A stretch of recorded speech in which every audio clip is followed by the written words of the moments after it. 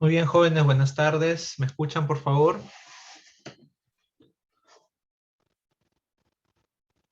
Buenas tardes, profesor. Sí, Perfecto, gracias. Mil disculpas por el impasse. Tenía la esperanza que se regularice un poco esta situación con el Teams, pero al parecer es un tema del mismo Microsoft que están dando algún mantenimiento de repente, no sé.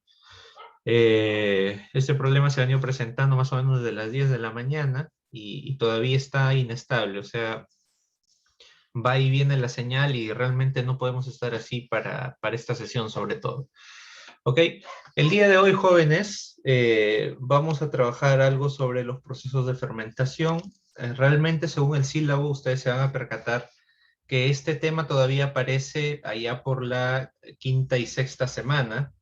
Sin embargo, considero que es importante que se toque de una vez, básicamente por un tema de darles tiempo de, en caso ustedes decidan desarrollar algún proceso de producto fermentado, llámese algún vino, cerveza, de repente por ahí yogur o de repente vinagre, que son tipos también de fermentación, pero no necesariamente fermentación alcohólica, eh, tengan ustedes la libertad de poder hacerlo, ya que este proceso no se hace de un día para otro, no es que hoy día procesamos y hoy mismo obtenemos el producto terminado, ¿no? Hay que darle un tiempo a los microorganismos para que puedan trabajar y definitivamente eso pues va a hacer que ustedes necesiten un plazo holgado para que puedan tomar pues sus previsiones y puedan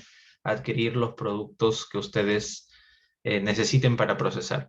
Entonces, el día de hoy vamos a ver procesos de fermentación de manera general. Sí, vamos a tratar pues los tipos de fermentación que hay, sobre todo los más importantes para la industria alimentaria, porque hay fermentaciones que se hacen o se realizan con fines no alimentarios. Entonces eso también debemos saberlo. Debemos saber que existe, pero no necesariamente que nosotros lo vayamos a utilizar. Sin embargo, eh, hay procesos en las bebidas industriales que sí definitivamente pues son de mucho interés, específicamente los que ya he mencionado, y lo más adecuado sería que ustedes primero hagan una visión general de todos estos procesos. Y yo sé que muchos de los equipos, por no decir todos, ya han definido más o menos qué bebida industrial quieren trabajar. Ok, lo que hayan decidido lo vamos a contrastar con lo que veamos el día de hoy y ustedes decidirán, ok, seguimos adelante con esta bebida o de repente van a decir, tenemos que hacer algún cambio, ¿no? Y si es que es así, no hay ningún problema, porque estamos en una fase inicial del proyecto y porque nosotros consideramos de que el desarrollo de proyectos de innovación en la industria alimentaria no puede ser del todo predictivo, sino que puede orientarse hacia lo ágil también. Entonces podemos decir que estamos en un modelo de proyecto híbrido que acepta de alguna manera algunos cambios en algunas etapas, sobre todo tempranas del proyecto. ¿De acuerdo? Dicho esto, vamos a revisar estos procesos de fermentación. Algunos aspectos se los explicaré yo, otros aspectos ustedes los verán por su propia cuenta, ¿sí? Y pues lo que a mí me gustaría es que presten bastante atención a la información, sobre todo que van a recibir en cuanto a dos aspectos, ¿no? La parte industrial productiva, que es importante y que ustedes la van a ver en algunos videos aquí de las mismas fábricas, y lo otro es el trasfondo bioquímico que tiene cada uno de estos procesos. Porque si nosotros entendemos eso, entendemos desde dónde parte, desde qué molécula parte el proceso fermentativo, vamos a poder, digamos, prever eh, las necesidades de tal o cual fuente de carbono para que pueda darse el proceso fermentativo. ¿Ok? Entonces, de manera general, les estoy mencionando esto. Posteriormente a esta sesión, el día viernes haremos una parte práctica revisaremos algunos procesos, empezaremos a hacer por ahí algunos cálculos o algunas preguntas generales de lo que hemos desarrollado en esta sesión. Espero también poder tener la oportunidad el día viernes de realizar un Kahoot para ir también teniendo alguna nota de participación de parte de ustedes.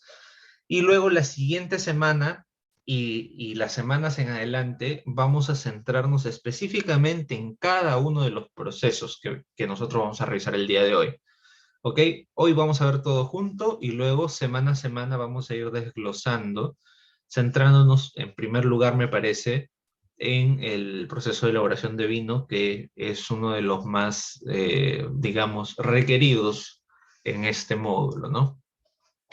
Entonces, por favor, quisiera que me confirmen si es que están viendo mis diapositivas en el PowerPoint o están viendo la pantalla completa. Se observa. Sí, pero ¿lo están viendo en la interfaz del PowerPoint o lo están viendo en pantalla completa? Pantalla completa, profesor. Ok, bien. Entonces, vamos avanzando y sobre el camino vamos desarrollando pues un poco el contenido de este tema, ¿ok? Miren, para hoy tenemos dos cosas nada más que revisar, ¿sí? En primer lugar, algunas definiciones de los procesos de fermentación, ¿sí? Y en segundo lugar, ¿qué tipos de fermentación hay? Nótese que esta sesión se va a centrar en los fundamentos de la fermentación. Vamos a ver algunos procesos específicos, pero de manera muy general. No vamos a entrar tanto a detalle, ¿sí? Eso ya lo haremos en la siguiente sesión. Entonces, hay que prestar atención a los fundamentos, ¿de acuerdo? Bien, en primer lugar, jóvenes, necesitamos saber qué es la fermentación, ¿ok? Y lo que debemos saber en primer lugar que la fermentación es un proceso metabólico, ¿ok? Cuando nosotros respiramos, nosotros los seres humanos respiramos, nosotros estamos desarrollando un proceso metabólico que requiere como uno de sus insumos principales, aparte de las fuentes de carbono que nosotros ingerimos en los alimentos, requiere el oxígeno, ¿ok? En el caso de algunos microorganismos, los microorganismos también comen alimentos, pero para poder desarrollar esta fermentación necesitan ausencia de este oxígeno. ¿Ok? ¿Qué quiere decir? Que mientras nosotros respiramos oxígeno y eliminamos CO2, hay otros microorganismos que no usan oxígeno, respiran de repente algún otro gas. De repente algún gas proveniente del mismo medio en donde se encuentra y elimina CO2. ¿Ok? Entonces, hay que tener claro esto. Es la base fundamental de las fermentaciones. Nosotros podemos hablar de fermentación en ausencia del oxígeno. ¿Ok? En ausencia del oxígeno. Y entonces, nosotros nos preguntaremos, pero ¿por qué un microorganismo tiene que realizar un metabolismo que, digamos, en términos de rendimiento energético, es mucho más bajo, ¿no? Que el usar el oxígeno? O sea, me refiero a que, ¿por qué un microorganismo que está disponible de repente aquí en el ambiente y tiene oxígeno a disposición, decide no usar el oxígeno e irse por otra vía metabólica que tiene un menor rendimiento? La respuesta es bien sencilla. Que estos microorganismos, por lo general, son microorganismos facultativos. ¿Qué quiere decir? Que ellos pueden vivir en oxígeno y pueden vivir en ausencia de oxígeno. Y en cada uno de estos ámbitos, ellos se pueden adaptar, ¿sí? Y pueden desarrollar una parte de su metabolismo en esos entornos específicos. ¿Ok? Entonces, no es que no usen el oxígeno, sí pueden, ¿ok? Por lo general, estos microorganismos, en presencia de oxígeno, escúchenme bien, proliferan. ¿Qué quiere decir? Aumentan en cantidad, ¿sí? Y lo digo así porque hay muchas formas de proliferación, ¿no? Gemación, mitosis, etc. No vamos a entrar en eso, ¿sí? Simplemente proliferan. Es decir, estos microorganismos crecen en cantidad, ¿sí? Crecen en cantidad. Cuando hay oxígeno. Y cuando no hay oxígeno, lo que hacen estos microorganismos es sobrevivir. Ahí ya no proliferan. Es decir, ya no aparece más cantidad de microorganismos, sino se mantienen las que están y sobreviven en ausencia del oxígeno. Es decir, utilizan el carbono que encuentran en el sustrato, ¿no? Para sobrevivir nada más. Si lo comparamos de repente con un ejemplo más visible, ¿no? Con un ejemplo de repente más cercano a nosotros, nos vamos a dar cuenta de que algunas aves, por ejemplo, ¿no? Cuando están en un ambiente adverso, simplemente no se reproducen. Y cuando están en un ambiente ideal, se reproduce. Lo mismo pasa con los peces. Cuando hay un ambiente adverso, no se reproduce. Cuando hay un ambiente ideal, se reproduce. Teóricamente en el ser humano debería ser así también, ¿no? Pero muchas veces se ve en el ser humano que en el ambiente adverso se reproducen más, ¿no? Eso no es lo ideal, ¿no? Pero bueno, pasa.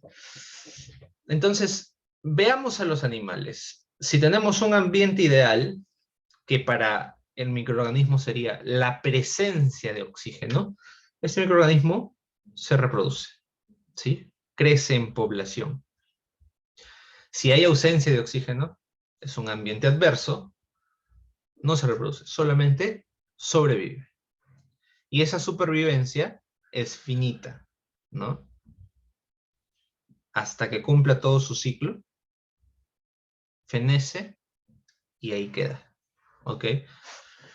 Ya seguramente cuando veamos la elaboración, por ejemplo, de cerveza artesanal, ustedes van a observar de que hay algunos procesos en donde el microorganismo incluso se deja que quede en una proporción muy pequeña, todavía vivo dentro del medio, para generar la producción de gas. Y una vez que termina de producir gas y el microorganismo ya no encuentra más sustrato, solito muere y ahí queda. Ya no necesitas pasteurizar más. ¿Por qué? Porque el medio no es propicio para que siga creciendo y proliferando ese microorganismo.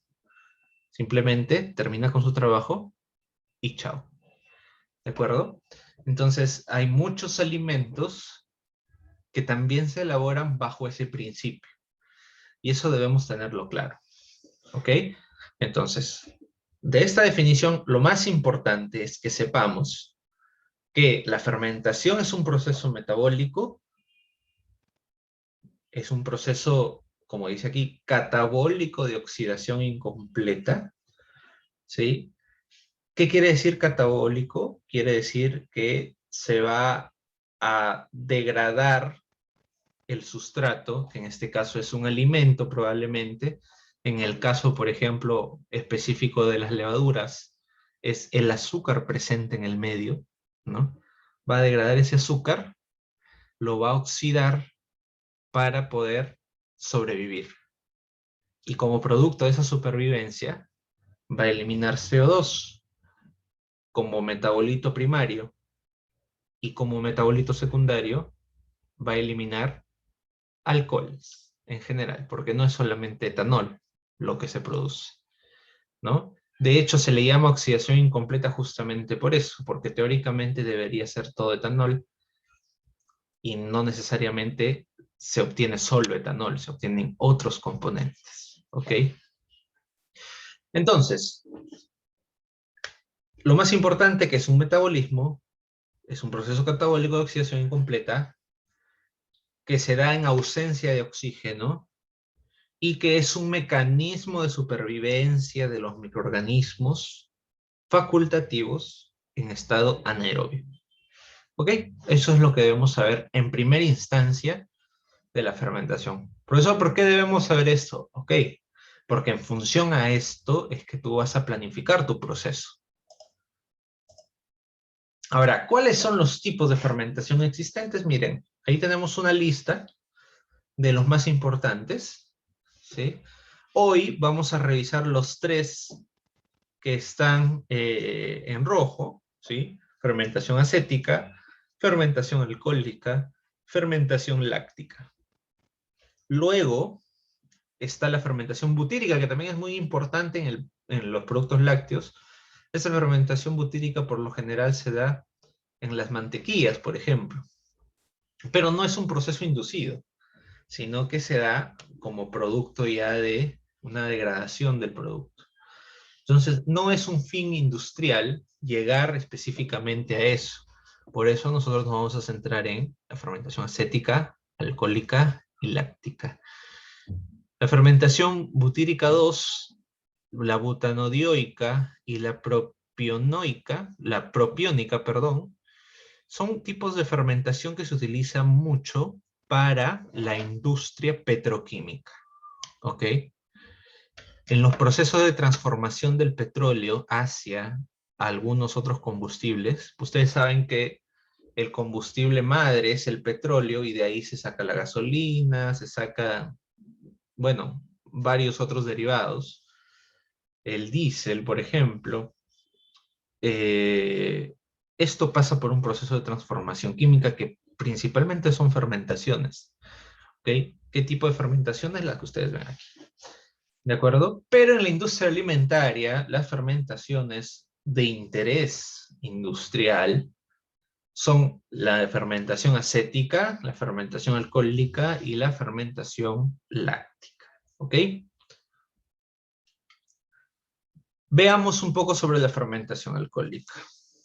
¿Qué quiere decir fermentación alcohólica? La fermentación alcohólica es cuando un microorganismo consume sustrato. Cuando digo sustrato, estoy hablando principalmente de una fuente de carbono, que en el caso de la gran mayoría de levaduras y microorganismos de fermentación alcohólica, son específicamente la molécula de glucosa.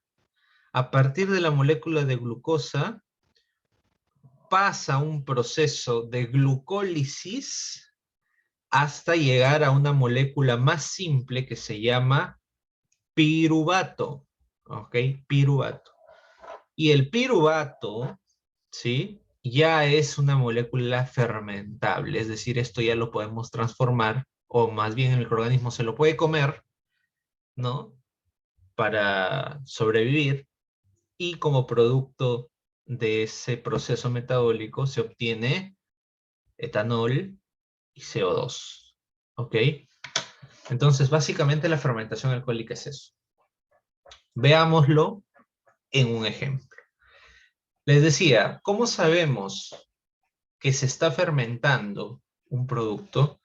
Aquí he puesto fermentación alcohólica, pero en realidad cuando hay fermentación de por sí, nosotros vamos a tener un indicador muy interesante.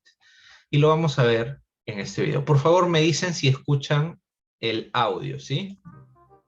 En ese experimento conocerás el proceso ¿Escuchan el celular de audio? fermentación Sí, alcohólica, profesor. un proceso Ok. de generación de energía a partir de azúcares que genera como productos de excreción alcohol y gas carbónico, y que puede ser realizado por microorganismos unicelulares como hongos y bacterias. Materiales: levadura de pan o cerveza, azúcar granulada, agua, botellas de plástico de medio litro, globos de colores, cuchara. Procedimiento: llena una botella plástica con 3 cucharadas de azúcar.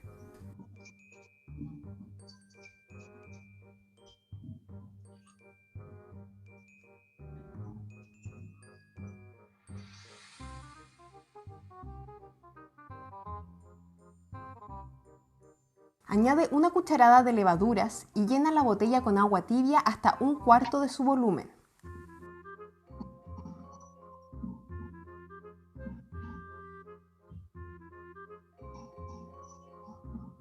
Coloca un globo en el extremo de la botella, revuelve un poco y observa el tamaño del globo por unos 15 minutos.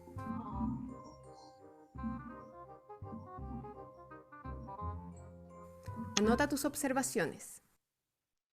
En otra botella, solo añade 3 cucharadas de azúcar. Añade agua tibia a la botella como en el experimento anterior. Coloca un globo en su extremo, agita un poco la botella y obsérvala durante 15 minutos. Anota tus observaciones. Como pudiste observar, en la botella que contenía levaduras y azúcar, el globo se infló, mientras que la botella que contenía solo azúcar, el globo quedó desinflado. ¿Por qué sucede esto? Plantea algunas hipótesis y discútelas con tus compañeros. Listo, jóvenes. ¿Por qué sucedió eso? ¿Por qué sucedió que en la muestra que tenía levadura se infló el globo y por qué en la otra muestra con solo azúcar no se infló? ¿Alguien me puede decir? Por la expedición de CO2, profesor. Metabólico. Así es. Es la generación de CO2 producto del proceso metabólico. En otras palabras, ¿qué estamos diciendo? Lo que estamos diciendo es que hay un sustrato que es el azúcar, ¿sí? Que está disuelto en agua, obviamente. Tenemos un microorganismo que es la levadura, ¿no? Y hay un factor muy importante, ¿sí? Cuando el microorganismo está en el fondo, pregunta si hay agua encima del microorganismo. ¿Está en un medio aerobio o anaerobio?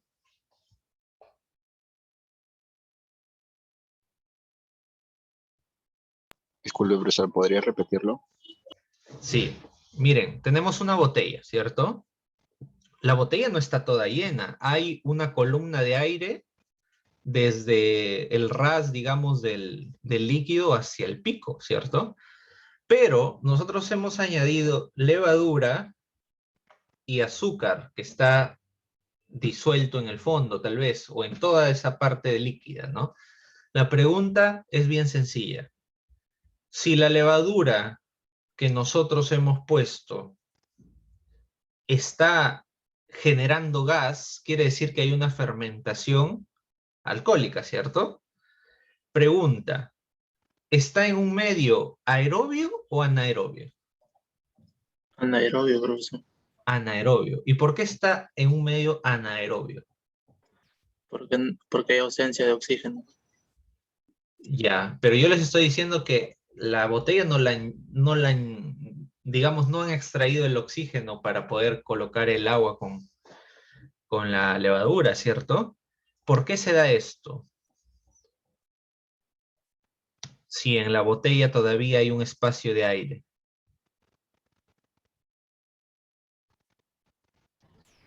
Por la mezcla del azúcar y la levadura. Ya. A ver, miren, jóvenes, es bien sencillo de entender, ¿sí? Si nosotros dibujáramos, a ver, voy a tratar de poner el dibujo. Aquí está la botella, ¿sí? Miren, hay gas que se ha generado, eso está indicando que hay un medio anaerobio, ¿sí? Pero nosotros vemos, evidentemente, que hay un espacio entre el líquido y el pico. Entonces, este espacio entre el líquido y el pico tiene oxígeno todavía, ¿o no tiene oxígeno? Sí tiene oxígeno, ¿no? Entonces, ¿qué está pasando? ¿Por qué aún así la fermentación se está dando? Si hay fermentación, quiere decir que está en medio anaerobio, no aerobio. ¿Ok? ¿Por qué aún así se está dando la fermentación? Es bien sencillo. Tenemos una columna de agua, ¿sí?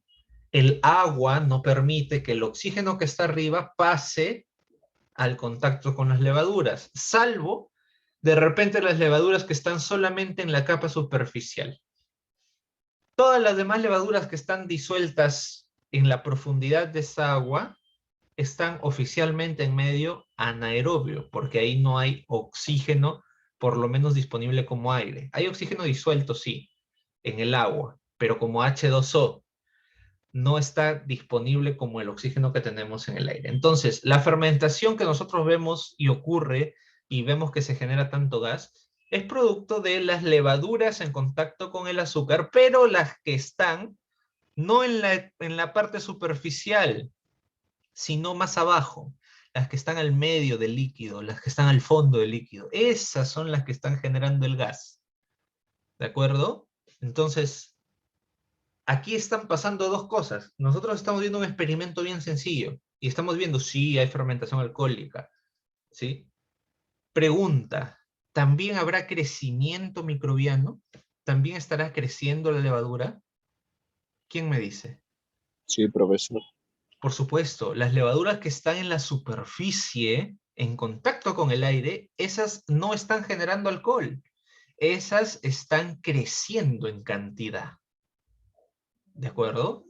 Pero justamente ese es el beneficio y a la vez el riesgo de los procesos de fermentación alcohólica.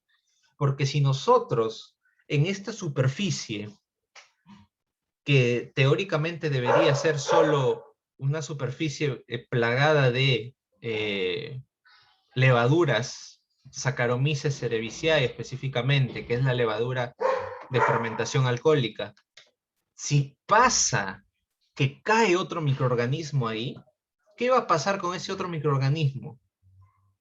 Va a proliferar. Lo mismo que está pasando con la levadura, va a pasar con el otro microorganismo. Va a proliferar porque encuentra el sustrato, que es el azúcar, y encuentra oxígeno. Eso quiere decir que va a crecer. Y si crece y este microorganismo es nocivo para la calidad de nuestro producto, se malogra nuestro vino. Es el famoso picado químico o el picado del vino. O en pocas palabras, para hacer más directo todavía con lo que les estoy diciendo, nosotros debemos cuidar ¿qué cosa? Que estas bacterias que están en la superficie del agua sean todas levaduras Saccharomyces cerevisiae. Y que no entren otros microorganismos oportunistas, como una específicamente, que es el Acetobacter aceti. Porque el Acetobacter aceti lo que va a hacer es que toda esta mezcla que debería ser, en pocas palabras, vino, para centrarnos en ese ejemplo, todo ese vino se transforma ¿en qué? En vinagre. ¿De acuerdo? Porque es otro microorganismo y como está en la superficie puede proliferar. ¿De acuerdo? O sea, prolifera Acetobacter aceti mientras Saccharomyces abajo está trabajando. Termina Saccharomyces, muere Saccharomyces, empieza Acetobacter y te reventó el proceso. ¿Ok? Muchísimo cuidado. Resulta, peor aún, que Acetobacter aceti está en el ambiente, está en el aire. Entonces, tenemos un riesgo altísimo de tener un problema en el proceso si es que nosotros no cuidamos este detalle. ¿Ok? Pero digamos que como un video introductorio está muy bien, nos ha permitido hacer algunos análisis interesantes. Obviamente, pues no nos podemos quedar solo con lo que nos dice el video, hay que profundizar un poquito más, ¿ya? Vamos con lo siguiente. Ok, aquí se va a explicar un poco más a detalle, desde el punto de vista bioquímico, de qué es lo que está ocurriendo, jóvenes, con esta fermentación, ¿de acuerdo? Les voy a pedir que por favor presten mucha atención, ¿sí? Porque aquí, y si es posible tomen nota, aquí sí se va a explicar bioquímicamente qué es lo que pasa.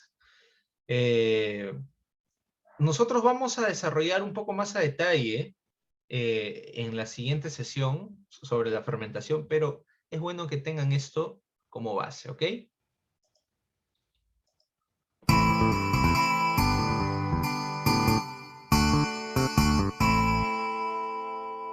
Hola a todos, bienvenidos a un nuevo vídeo de eficiencia. Seguimos con el metabolismo y hoy le dedicamos a la fermentación alcohólica.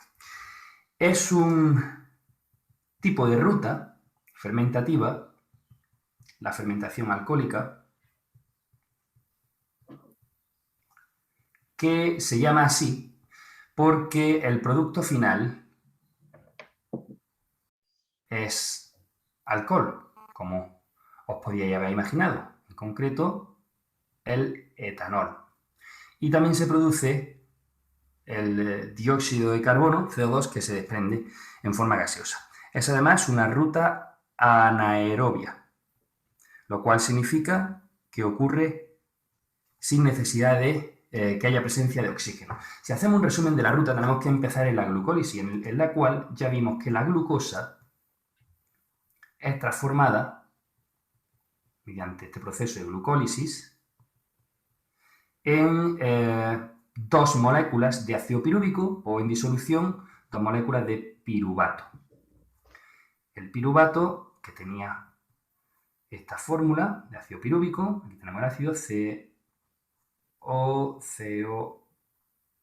como está en disolución, pues el H lo tiene perdido. Y se producen, lo tiene ionizado, y se producen dos moléculas, en este caso de ATP.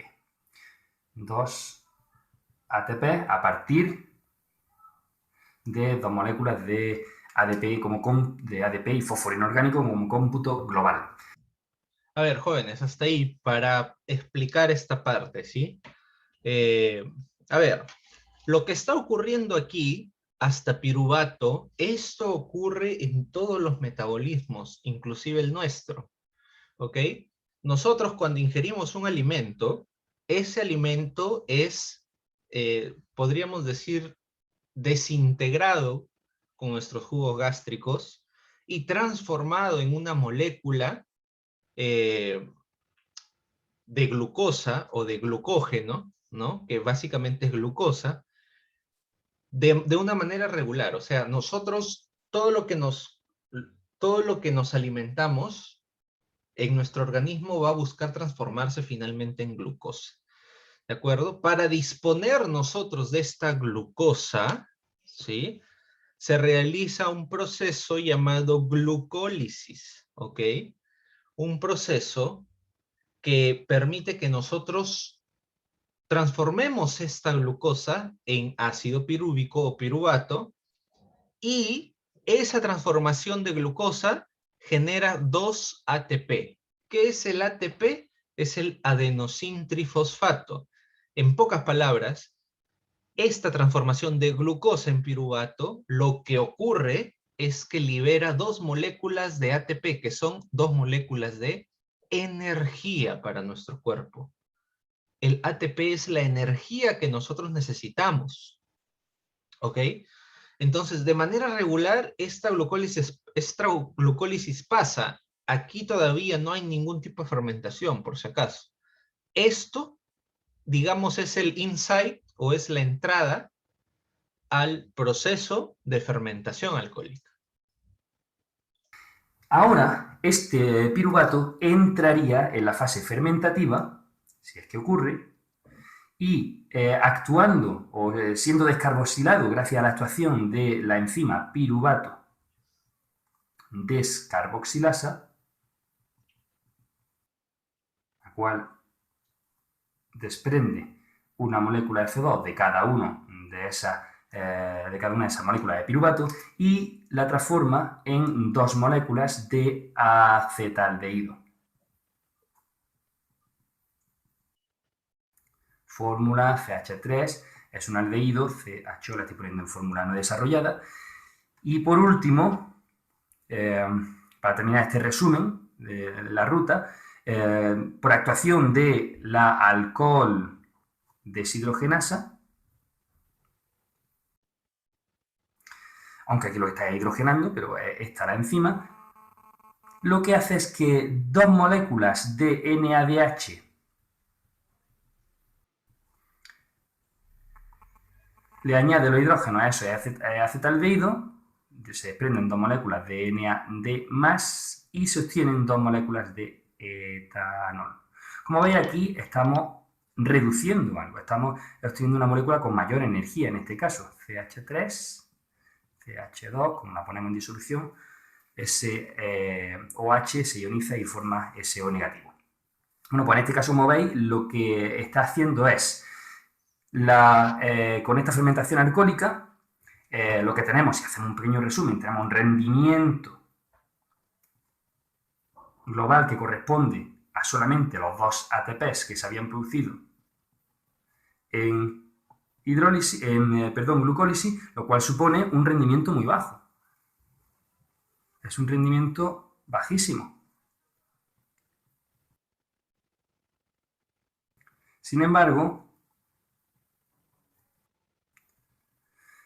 tenemos que tener en cuenta que está ocurriendo, puede ocurrir en situaciones en las cuales no hay oxígeno, en anaerobiosis. Lo cual tiene esa es la enorme ventaja. De modo que, como veis, de lo que se trata en la fermentación alcohólica es básicamente de recuperar de desbloquear la glucólisis que se está ocurriendo constantemente y se quedase aquí el piruvato. En la glucólisis también se están obteniendo estas moléculas de transportadoras de poder reductor, estos NADH+H+, que para que pueda seguir funcionando la glucólisis, tienen que recuperarse en forma de NAD para que puedan volver a entrar en esta ruta y poder volverse a obtener otros 2 ATP. De modo que el rendimiento es muy bajo en aerobiosis, pero bueno, por lo menos se obtiene algo. Obtenemos algo de ATP, que es poco, pero es mejor que nada, por supuesto. Y bueno, ¿qué organismos producen? ¿Qué me decide esto? Pues los organismos que lo producen son generalmente microorganismos. Además son microorganismos facultativos, ya que no podrían subsistir realizando solamente la fermentación, ya que, bueno, podrían, pero solamente eso, sobrevivir, ya que, como vemos, tienen un rendimiento energético muy bajo. Por eso son facultativos, decía yo, lo que hace es que realizan la respiración, cuando hay oxígeno, realizan esa respiración celular, con la cual se obtiene muchísimo más ATP, pero si no la hay, fermentan. ¿Cuáles son estos organismos? Bueno, pues tenemos las levaduras, los más famosos, entre las que destacan las levaduras del género Saccharomyces. Esto se escribe así, Saccharomyces, hay diferentes especies, y también hay algunas bacterias.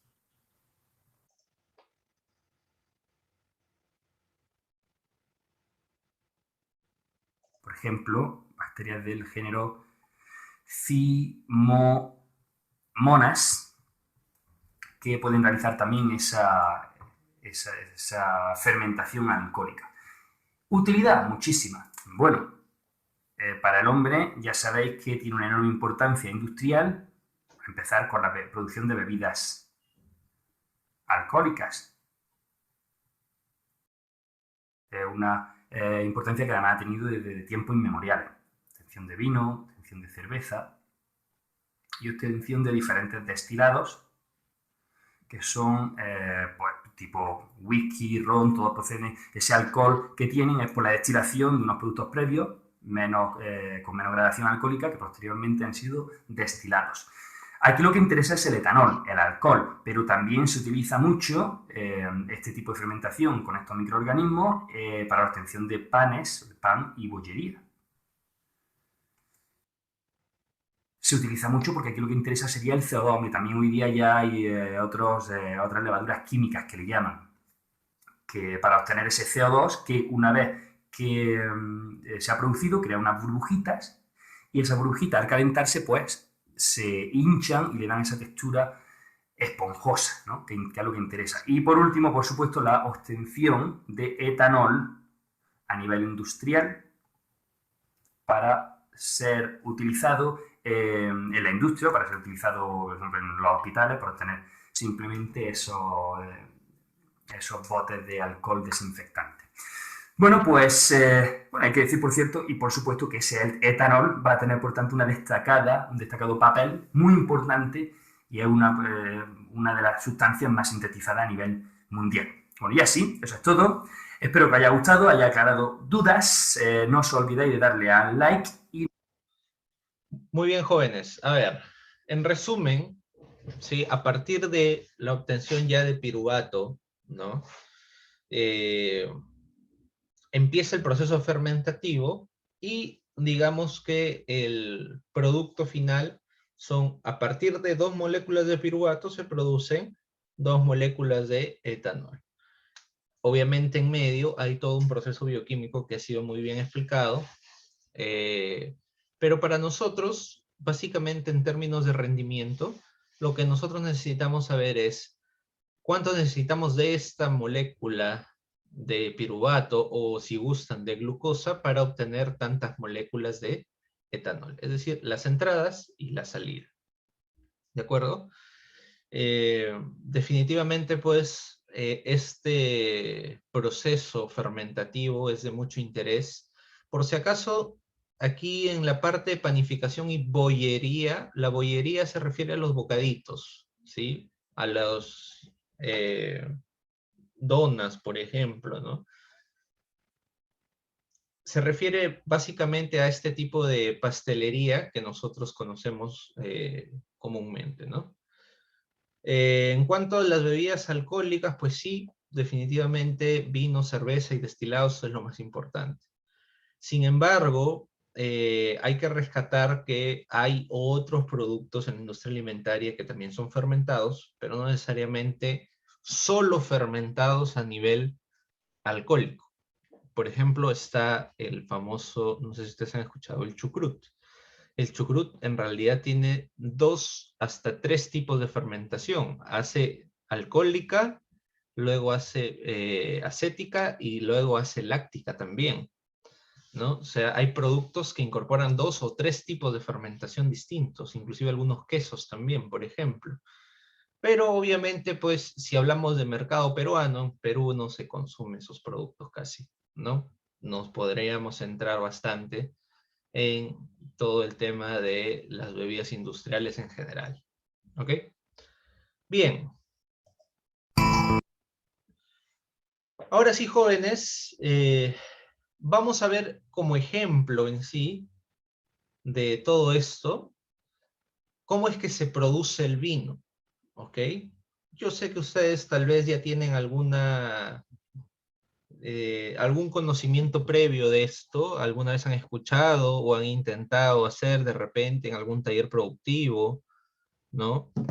Sin embargo, es importante que lo veamos a otra escala, ¿no? Entonces, veamos por favor, y lo que sí les voy a pedir en este video es que por favor cualquier duda o inquietud que ustedes tuvieran respecto a la elaboración de este vino, o lo escriban o levanten la mano para yo darles pase y poder aclarar las dudas, ¿de acuerdo?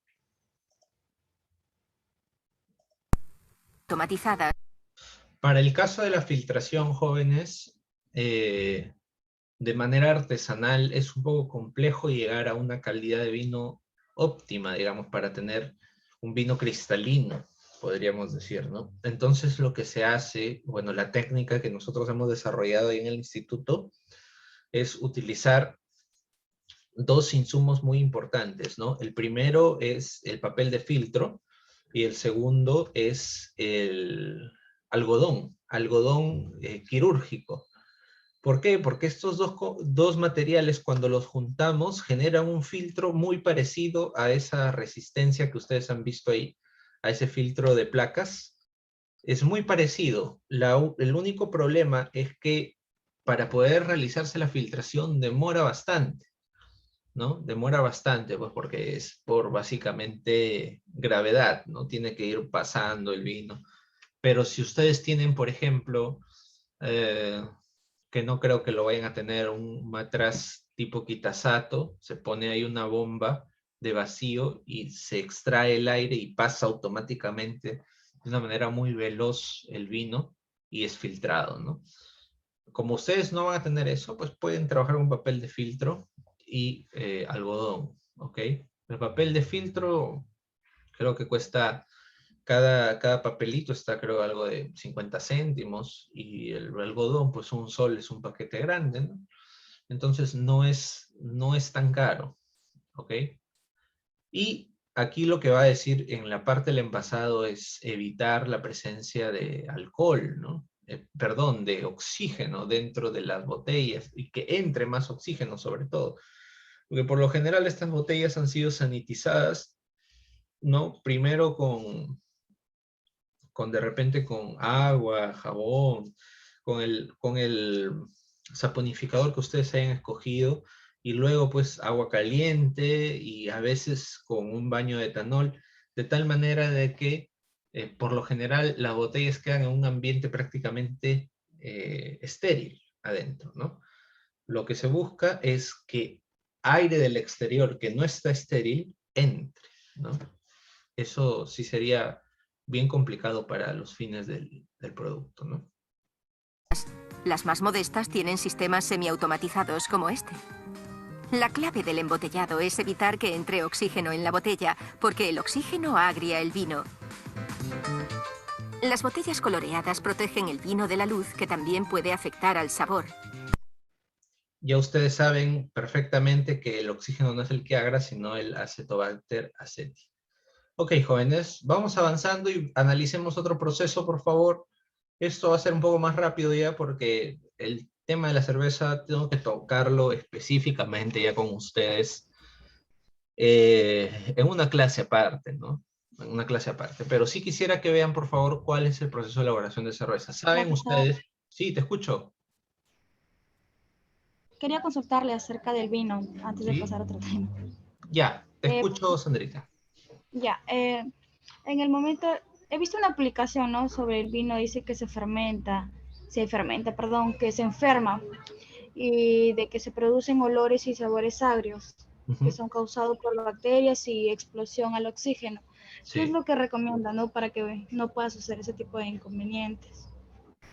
Pues depende mucho del sistema productivo que hayas montado, Sandrita, porque realmente es muy complejo de manejar. Yo lo que recomiendo es inocuidad y buenas prácticas de manufactura a todo nivel, ¿no? Y cuando se trabaja específicamente en temas de envasado, por ejemplo, tener 4 mecheros prendidos en el contorno, que puede ser en el caso de ustedes 4 velitas, ¿no? Y la mesa que haya sido desinfectada adecuadamente con alcohol si es alcohol yodado, mucho mejor, ¿no? Para que el ambiente de por sí en el que se está realizando el envasado, de alguna u otra manera se vea pues reducido en carga microbiológica por el efecto pues de estas fuentes de calor, ¿no? Que es lo que normalmente se hace en un laboratorio, por ejemplo, ¿no? Pero ya a nivel industrial, lo que yo recomiendo es un sistema automatizado que no incorpore pues la manipulación de por medio, ¿no? Lo más adecuado sería eso. La verdad es que eh, por ejemplo, el año, ¿cuándo ha sido? ¿El 2019? Sí, si no me equivoco, el 2019 o el 2018, no recuerdo. Hubo un problema eh, que uno de los docentes que enseñaba en su tiempo, ahí en el instituto, ahora ya no enseña, hizo vino, pues hizo como 200 litros de vino, creo, y algo de 50 u 80 litros se le picaron, ¿no? Y se le convirtieron en vinagre, justamente porque, o sea, producir bebidas industriales no es como eh, trabajar cualquier otro proceso, ¿no? En las bebidas industriales, en tiempo real, ustedes tienen que estar pendientes de cualquier riesgo que pueda haber de contaminación, ¿no? Y esto, pues, definitivamente en el instituto está mucho más exacerbado porque ustedes saben que la planta piloto, por ejemplo, está en torno a espacios de cultivo, ¿no? Y ahí, pues, de por sí hay cualquier cantidad de microorganismos. Y bueno, pues, ¿no? Eso se da. La verdad es que es cuestión de manejo también, ¿no? Y definitivamente, mientras más cantidad hagas, más difícil es controlarlo, ¿no? Nosotros elaboramos, hicimos vino blanco semiseco e hicimos vino tinto, ¿no? No tuvimos problema de picado, la verdad, pero es porque trabajamos con todos los materiales que les estoy mencionando de manera inocua. Por ejemplo, mientras que en el otro caso donde sí se picó, ellos utilizaron una manguera convencional, nosotros usamos las mangueras de venoclisis, ¿no? Que son inocuas y que ya sabemos que eso no está contaminado. ¿De acuerdo? Es cuestión ya de escoger, pues, cómo procesas, ¿no? A ver, Sandrita me dice, no sería recomendable consumirlo. No, bueno, lo puedes consumir como vinagre, pero como vino ya no. ¿No? O sea, no es que se te estropea el producto y ya no se puede usar. Ahí lo recomendable es darle una inducción para que prolifere el Acetobacter aceti y transformar todo eso en vinagre. Pero ya como vino no te sirve, pues, ¿no? Y obviamente ustedes saben que el valor comercial de un vino y de un vinagre es totalmente distinto. Entonces, ahí, pues básicamente van a tener que buscar cómo completan ahí su proceso de vinagre en lugar ya de pensar en el vino, ¿no? Pero, o sea, de consumirlo no es que te va a hacer daño. El vinagre no les hace daño, creo yo, pero sí les va a revolver el estómago, pues, ¿no? Porque también cuando el vinagre lo consumimos nosotros, no consumimos los microorganismos, consumimos el producto ya prácticamente destilado o separado, digamos, de la composición fermentada normal, ¿no? A veces algunos vinagres los destilan también para tener pues una mayor purificación, pero no todos, ¿eh? Algunos los filtran nomás y inducen a que el microorganismo muera pues por algún otro factor, ¿no? En el caso de nosotros, por ejemplo, cuando elaboramos vino, después de lo que hemos visto, hay un proceso de sedimentación tartárica en los vinos. ¿Qué quiere decir la sedimentación tartárica? Quiere decir que, no sé si ustedes, a ver, para que más o menos tengan una idea de cómo es. Ustedes seguramente han tomado chicha morada en algún momento, ¿cierto? Ya, la chicha morada, cuando tomas lo último de la jarra de chicha morada, te has dado cuenta que hay como una arenilla. ¿Alguien se ha dado cuenta, por favor, me pueden decir? Sí, pero Creo que todos hemos sido alguna vez nos han servido un vaso de chicha con ese tipo de arenilla, ¿no? Ok, ese tipo de arenilla es muy similar a las sales de tartrato que se forman producto de la sedimentación tartárica del vino. En pocas palabras, el vino en el tiempo, por más filtrado que esté, te va a generar esas sales de tartrato en el fondo y no se ven bien. La calidad del vino no está bien si es que tiene todavía estas sales formadas al fondo, ¿no?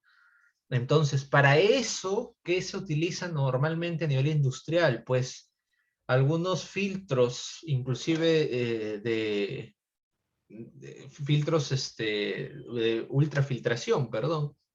Se utiliza ultrafiltración o microfiltración dependiendo del tipo de vino y se retira, ¿no? Pero digamos que a nivel artesanal, ¿cómo haces para poder retirar esto si con un filtrado convencional no se va, ¿no? Entonces, la respuesta está en los procesos criogénicos.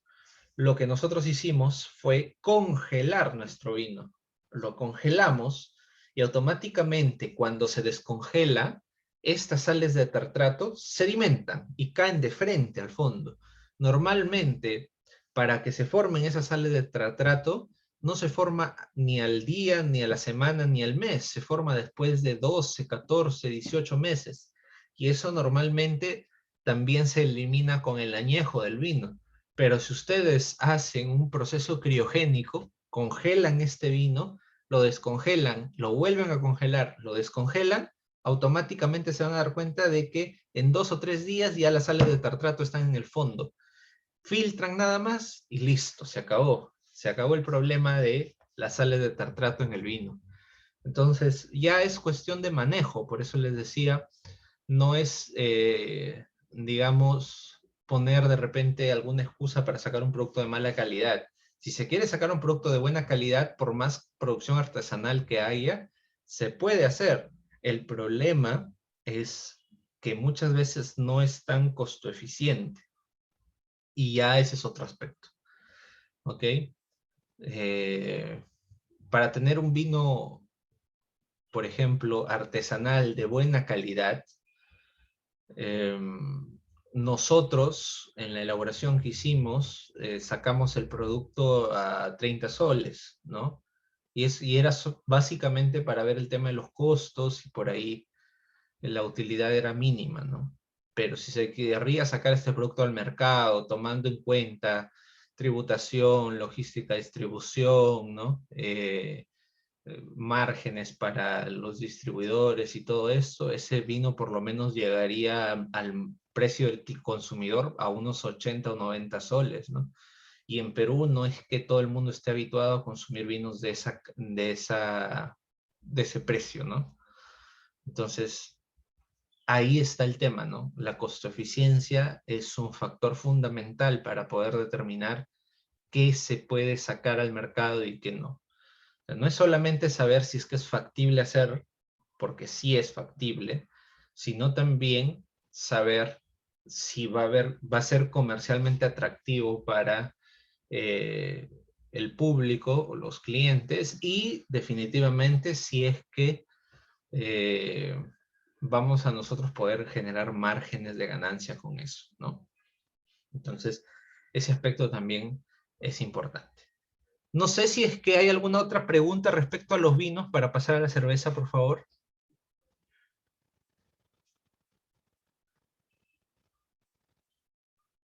Bueno, no se preocupen, igual que, como les decía, todo este tema de vinos va a estar en una sesión completita para poder trabajarla y explorar un poco más sobre toda la tecnología que hay detrás. Ahora sí les pido que veamos la cerveza a nivel de producción industrial para que veamos cómo es. Lo ideal hubiera sido, jóvenes, que con ustedes podamos hacer una visita técnica, pues, de repente a la planta de Motupe, ¿no? De Bacus. Lamentablemente por esta pandemia no se ha podido. Dios mediante, el próximo año, que ustedes probablemente ya no estarán estudiando, pero sí estarán haciendo prácticas modulares probablemente, haya la posibilidad de sumar los grupos y planificar alguna visita técnica, pues, a alguna de estas empresas, que es tranquilamente, o sea, es perfectamente posible asistir o visitarlas, ¿no? Al igual que Corporación Linley, por ejemplo, también sería muy interesante, Arca Continental, perdón, Linley, podría ser muy interesante ir a visitar para que vean todo el tema de la producción de bebidas, ¿no? Bueno, no se pierda la esperanza, de repente alguno de ustedes por ahí termina trabajando en alguna de esas empresas. Ok, veamos por favor la elaboración de cerveza.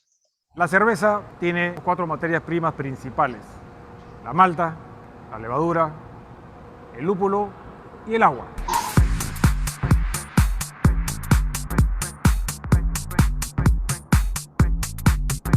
La malta es un grano que se procesa y viene de la cebada, es decir, la cebada crece en el campo, la llevamos a una maltería, o de la maltería obtenemos la malta. Nosotros tenemos que moler la malta. La etapa en donde nosotros mezclamos la malta con el agua, malta molida, es cocimiento, es la sala de cocimiento. Y lo que estamos viendo acá son nuestras ollas. Nosotros en nuestro lenguaje la llamamos pailas. Pailas de maceración. El resultante de la maceración vamos a llamarlo mosto. Vamos a tener que el mosto y vamos a adicionar la tercera materia prima. El lúpulo es la planta que le da el amargo y aroma característico a nuestras marcas. Un especialista en lúpulo agarra el lúpulo y sabe si el lúpulo es bueno. El proceso se completa en 8 horas, 8 a 10 horas dependiendo de las marcas. Luego del proceso de cocimiento sigue el proceso de fermentación, y es aquí donde adicionamos nosotros la levadura.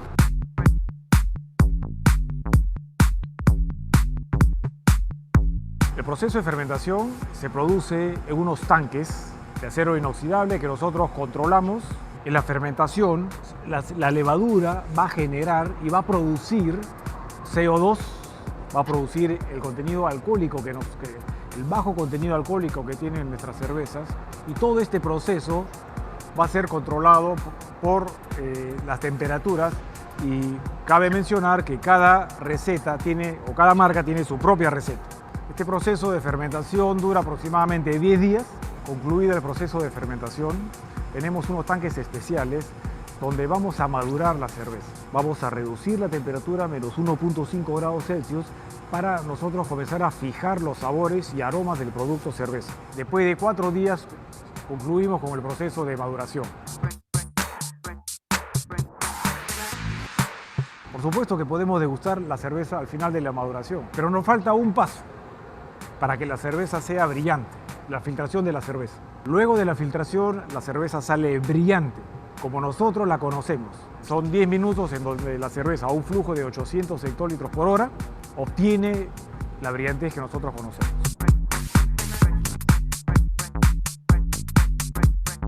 Luego de la filtración viene el envasado, donde nosotros a presión tapamos la botella, la cerveza permanece para menos de 12 horas antes de ser envasada. El área de envasado es un área compleja porque también tiene varias partes. Tienen que imaginarse que las botellas llegan del mercado y tienen que ser lavadas. Pero tiene que ser un proceso muy riguroso porque nosotros tenemos que obtener 0 defectos. Es decir, todas las botellas que ingresan a la máquina lavadora tienen que salir limpias. Luego de la lavadora de botellas, la cerveza y la botella se van a encontrar en la llenadora, en donde las botellas en segundos, en velocidades de segundos, va a ser llenada la botella y taponada.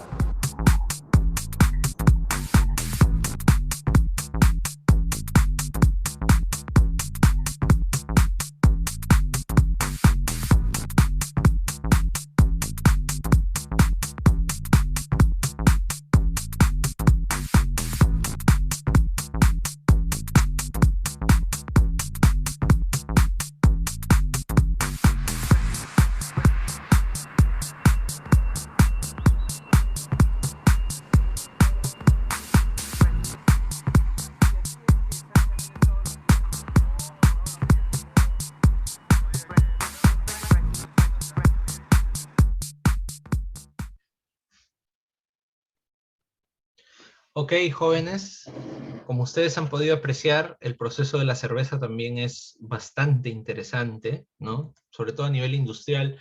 Se ve bastante sencillo, la verdad, cuando es automatizado, ¿no? Cuando el proceso es más artesanal, el nivel de complejidad se quintuplica, podría decirles, ¿no? Es muy complejo manejar cerveza también. También lo voy a hacer para que ustedes lo puedan observar y puedan ver cómo es que se procesa. De hecho, me parece que hubo un curso de elaboración de cerveza en el año 2019, algunos de ustedes pudieron participar y saben que hay muchas implicancias en este proceso, ¿no? Sin embargo, pues, es motivante cuando vas a una fábrica y ves, pues, ese nivel de producción, ¿no? Para que tengan ustedes una idea, ¿no? En la planta de Motupe, ¿no? Más o menos se producen unas 32.000 botellas diarias, ¿no? 32.000 botellas diarias. Ahora, estas 32.000 botellas diarias, el año 2018 me parece que fue que hemos ido con el instituto. Sí. De estas 32.000 botellas diarias, la planta se estaba ampliando al triple. O sea, estamos hablando de más de 120.000. Justamente porque ya no se abastecía la planta para poder completar el mercado, ¿no? La demanda del mercado.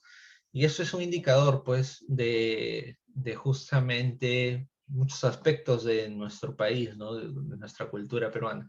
Y también hay que tener en cuenta de que en el caso de Olimbev, que es ahora dueño de Bacus, pues tienen en realidad prácticamente todas las marcas de cerveza más consumidas del país, ¿no? Entonces, en cuanto al proceso de elaboración de cerveza, esto lo vamos a tocar de una manera más detallada a nivel artesanal, pero sí deben saber, pues, que el lúpulo, la malta y el agua son aspectos sumamente importantes para poder elaborar, digamos, este producto tan conocido, ¿no? ¿Alguna pregunta respecto al proceso de elaboración de cerveza, por favor? alguna pregunta, alguna inquietud que ustedes tengan. Como les decía, esto lo vamos a trabajar aparte, no se preocupen, pero es bueno que de repente alguna duda que les haya salido en el transcurso de ver el video, pues puedan absolverla, ¿no?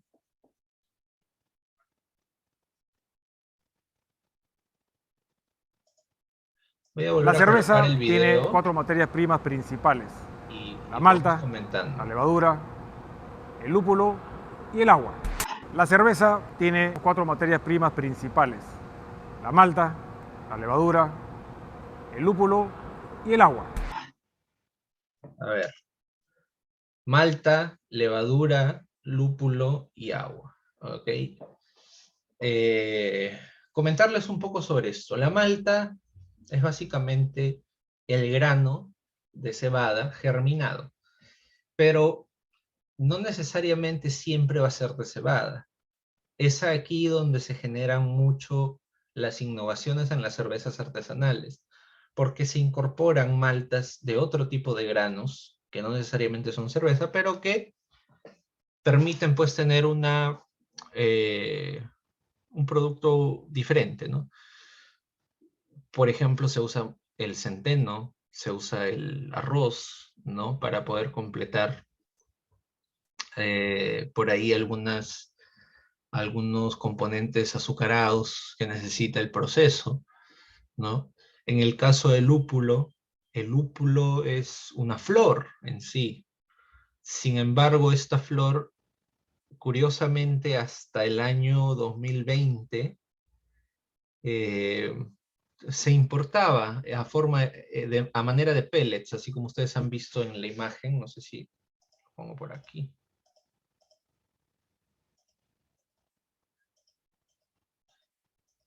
A ver, por acá saldrá un lúpulo seguro. No sé. Se procesa y viene de la cebada, es decir, la cebada crece en el campo, la llevamos a una maltería, o de la maltería obtenemos la malta. Nosotros tenemos que moler la malta, la etapa en donde nosotros mezclamos. A ver, bueno, no se vio, pero son unos pellets verdecitos. Seguramente por aquí está, sino que...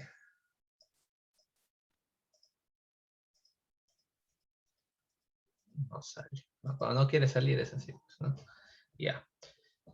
A ver, ¿qué dicen en el chat? Dice, ¿existe la posibilidad de que la cerveza se malogre durante el proceso? Por supuesto, es totalmente susceptible a los mismos componentes que afectan al vino. Pero aquí hay una diferencia. La diferencia es que en el caso de vino, la sensibilidad es mayor. ¿Por qué? Porque no se suele pasteurizar el mosto. En el caso de la cerveza, el malteado, o sea, después del malteado, la malta es triturada y para extraer los azúcares se tiene que pasar por una pasteurización, lo que se llama en el argot cervecero la fase de cocimiento. Esta fase de cocimiento es a una temperatura elevada, por lo cual se está retirando prácticamente los microorganismos presentes. Sin embargo, ¿qué pasa si es que en una etapa más avanzada del proceso el producto se contamina? ¿La cerveza se malogra? Sí, se malogra. Se malogra como cualquier producto que está susceptible a los microorganismos. Pero no es lo usual, porque después de este cocimiento, por lo general, el proceso es cerrado, o sea, no está expuesto al contacto con el oxígeno, ¿no? Entonces, esa es una situación que se maneja muy bien en el mundo cervecero, más en la cerveza artesanal hay, pues, como les decía, más cosas involucradas, ¿no? La misma producción en batch y no en continuo genera, pues, que haya más riesgo en la producción, ¿de acuerdo? A ver, Profesor, ¿sí? ¿Te escucho? profesor, ¿de qué depende el color de la cerveza? Porque hay cervezas claras, ¿no? Y también hay oscuras, como la cerveza negra. Sí, depende del malteado, justamente. ¿no? Y el malteado, pues, tiene su propia tecnología, ¿no? Un malteado normal es una simple germinación del grano, ¿no? Pero ya en este mundo tan competitivo, pues encontramos maltas de todo tipo, germinados un poquito más grandes, más pequeñitos, ¿no? Tostados o doble tostados o triple tostados, y esas son las cervezas negras por lo general, ¿no? Inclusive hay algunos que tienen aromas achocolatados, etcétera. Pero básicamente el color depende de la malta. Si la malta es malta chocolate, doble tostada, ¿no? Y germinada hasta cierto tamaño, pues esa te va a dar un tipo de cerveza específico. Si tú usas otro tipo de malta, vas a tener otro color de cerveza, ¿no? Es así, Sandrita. De repente, alguna otra pregunta respecto a la cerveza. También lo vamos a ver, no se preocupen, pero igual, si hay alguna pregunta, pueden hacerla. Voy a colocar nuevamente el video y ustedes de repente por ahí escriben alguna otra El pregunta. agua, malta molida, es cocimiento, es la sala de cocimiento. Y lo que estamos viendo acá son nuestras ollas. Nosotros en nuestro lenguaje la llamamos A ver, estas pailas de cocimiento, ¿sí? ¿Por qué tienen un tubo hacia arriba? ¿Sí? En realidad estos son como ollas y tienen una especie de cono. Este cono es un espacio libre que está encima, que permite canalizar el vapor, ¿sí? Permite canalizar el vapor y que salga por esta chimenea. ¿Por qué utilizan chimenea directa, sellada en estas pailas de cocimiento? Porque la tecnología que utiliza esta empresa captura el vapor y lo reutiliza para el calentamiento de algún otro proceso, ¿ok? Es por eso que se está capturando aquí el vapor, ¿ok? pailas de maceración. El resultante de la maceración vamos a llamarlo mosto. Vamos a tener que el mosto y vamos a adicionar la tercera materia prima, el lúpulo. Vamos a una maltería o de la maltería obtenemos la malta. Nosotros tenemos que moler la malta. La etapa en donde nosotros mezclamos la malta con el agua, malta molida, es cocimiento, es la sala de cocimiento. Y lo que estamos viendo acá son nuestras ollas. Nosotros en nuestro lenguaje la llamamos pailas. Pailas de maceración. El resultante de la maceración vamos a llamarlo mosto. Vamos a tener que el mosto y vamos a adicionar la tercera materia prima. El lúpulo es la planta que le da el amargo y aroma característico a nuestras marcas. Un especialista en lúpulo agarra el lúpulo y sabe si el lúpulo es bueno. El proceso se completa en 8 horas, 8 a 10 horas dependiendo de las marcas. Luego del proceso de cocimiento sigue el proceso de fermentación y es aquí donde adicionamos nosotros la levadura. Esta es la planta de Ate, por si acaso, la que está en Lima. La planta de Motupe más o menos también tiene estas características, aunque no es tan grande al parecer. La última vez que fuimos, la sala de envasado, me parece que en la planta de Ate es un poco más grande, pero igual es de un abastecimiento bastante grande y todo está robotizado, ¿no? El proceso de fermentación se produce en unos tanques de acero inoxidable que nosotros controlamos.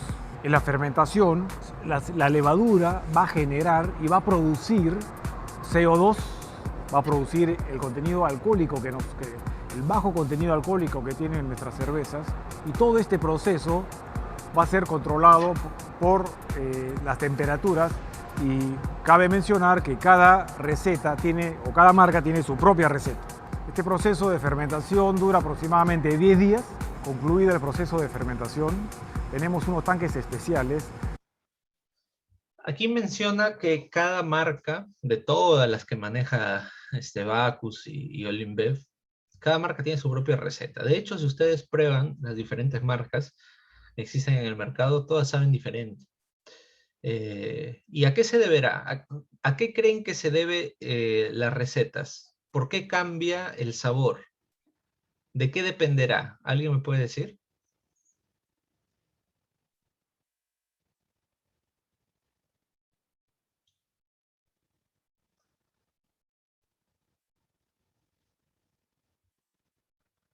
¿Alguno de ustedes, por Malta. favor? Exacto. Depende de las proporciones de malta que se utilizan. ¿Ok? Depende de las proporciones de malta que se utilizan. De eso depende que haya determinado sabor o aroma distintivo de cada una de las marcas. ¿Ok? Donde vamos a madurar la cerveza. Vamos a reducir la temperatura a menos 1.5 grados Celsius para nosotros comenzar a fijar los sabores y aromas del producto cerveza. Después de 4 días concluimos con el proceso de maduración. Por supuesto que podemos degustar la cerveza al final de la maduración, pero nos falta un paso para que la cerveza sea brillante, la filtración de la cerveza. Luego de la filtración, la cerveza sale brillante, como nosotros la conocemos. Son 10 minutos en donde la cerveza, a un flujo de 800 hectolitros por hora, obtiene la brillantez que nosotros conocemos. Luego de la filtración viene el envasado, donde nosotros a presión tapamos la botella, la cerveza permanece para menos de 12 horas antes de ser envasada. El área de envasado es un área compleja porque también tiene varias partes. Tienen que imaginarse que las botellas llegan del mercado y tienen que ser lavadas. Pero tiene que ser un proceso muy riguroso porque nosotros tenemos que obtener 0 defectos, es decir... Ok, hay otra pregunta que dice, ¿el color de la botella puede variar o siempre debe ser de esa tonalidad de color? De hecho, lo más aconsejable es que sea este color ámbar, ¿no? Pero las botellas cambian de color de acuerdo a los requerimientos de algún tipo de mercado específico, como por ejemplo las famosas botellas verdes, ¿no? Las botellas verdes tienen un problema, que es que el producto tiene menor vida útil, pero hay un mercado específico que busca comprar cervezas con color botella verde, ¿de acuerdo? Tan sencillo como eso. Si el mercado lo pide y se va a consumir, bueno, les damos el cambio de botella, pero en realidad ustedes saben que la cerveza es un producto que está sujeto a oxidación. Si ustedes dejan una cerveza en el sol y después lo prueban, va a tener un sabor como a metal. Eso es producto de la oxidación de la cerveza. Es un sabor feo, ¿no? No es lo mismo que normalmente consumir una cerveza fresca, pues, ¿no? La cerveza que está envasada en botella color ámbar, o marrón, botella marrón, como se conoce, tiene mayor protección respecto a la intensidad luminosa que una botella verde. La botella verde deja pasar más los rayos luminosos y estos son los que justamente generan esa oxidación, que es un proceso interno, ¿eh? Es un proceso interno. Todas las botellas que ingresan a la máquina lavadora tienen que salir limpias. Luego de la lavadora de botellas, la cerveza y la botella se van a encontrar en la llenadora, en donde las botellas en segundos, en velocidades de segundos, va a ser llenada la botella y taponada.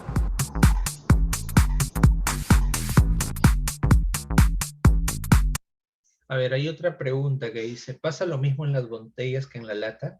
Los principios son los mismos. Lo que ocurre es que en el caso de las latas, contrario de repente a las botellas, no pasa la intensidad luminosa, entonces se puede de alguna manera conservar un poco mejor el producto. Sin embargo, cuando se coloca las latas, viene ya otro tema, ¿no? Es decir, tanto en latas como en botellas tiene sus propios beneficios y sus propios prejuicios, ¿no? En el caso, por ejemplo, de las botellas de vidrio, ustedes saben que el vidrio es un material inerte con los productos, ¿no? Ustedes colocan algo en vidrio y garantizan que el sabor que van a sentir en el alimento es netamente el mismo sabor del alimento. No pasa así con algunas latas. ¿Por qué? Porque la lata de por sí también es un material aceptado y utilizado en la industria alimentaria, pero ¿qué pasa cuando la lata se golpea o se quiña? Empieza, o sea, se rompe, digamos, la estabilidad del envase y es ahí donde empieza a haber migración de sólidos al producto. Por eso es que empieza también a generarse un problema dentro de la lata, que es el sabor metálico también, pero eso no es necesariamente por el sol o por la luz, sino porque la misma lata está transfiriendo pues, el producto. Por eso es que normalmente las latas, si ustedes se han dado cuenta, vienen selladas a presión. ¿Por qué? Para que si hay algún golpe, no hunda la lata, porque cuando hunde la lata es ahí donde se genera el problema. Y si ustedes quieren comprar cualquier producto enlatado, no compren un producto enlatado que tenga un hundimiento, porque ese hundimiento ya malogró la calidad del alimento de alguna manera. Entonces, sí, bueno, el vidrio no te genera ese problema, pero en contraposición deja pasar la luz, ¿no? Entonces, bueno, ya depende de gustos. Ahora, en cuanto al uso del producto, pues yo considero que es mejor la botella porque lo puedes servir y necesitas un vaso o lo puedes tomar directamente. El problema con la lata es que la superficie que tiene la lata alrededor de donde se toma está muy susceptible a contaminación, ¿no?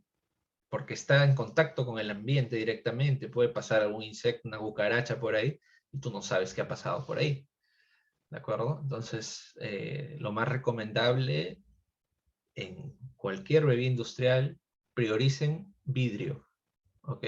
Prioricen vidrio.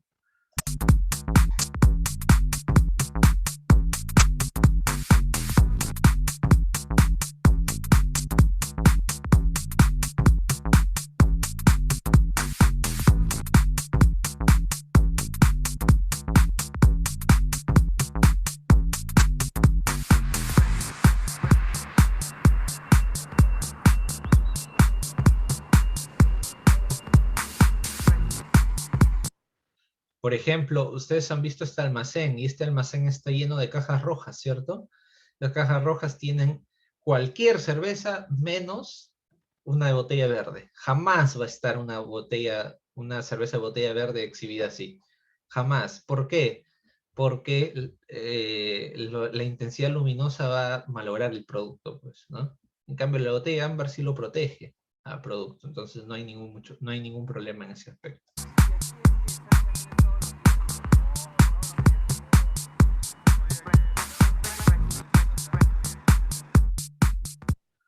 Bien, jóvenes, hemos visto ya la elaboración de vino, la elaboración de cerveza. Veamos un poco de la fermentación acética. Bueno, aquí hay una parte teórica, pero creo que esto lo voy a dejar para tratarlo aparte. Hola a todos, espero estén teniendo un excelente día. El día de hoy A ver, un momento. Hay una parte teórica aquí. Ustedes tienen las diapositivas, pueden revisarlo sin ningún problema. Esta parte teórica lo vamos a pasar, digamos, para la clase específica de fermentación acética, para tratarlo ahí a detalle, y nos vamos a centrar en la parte industrial, de la producción de vinagre, ¿de acuerdo? Para que ustedes también vean cómo es que se elabora el vinagre a nivel industrial y qué valor se le da.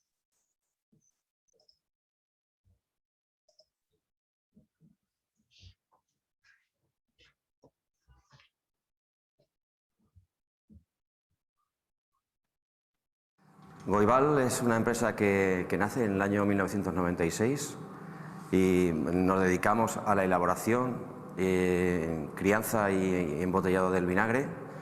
Fuimos una de las primeras empresas que se especializó en España para el tema de vinagres balsámicos y ecológicos.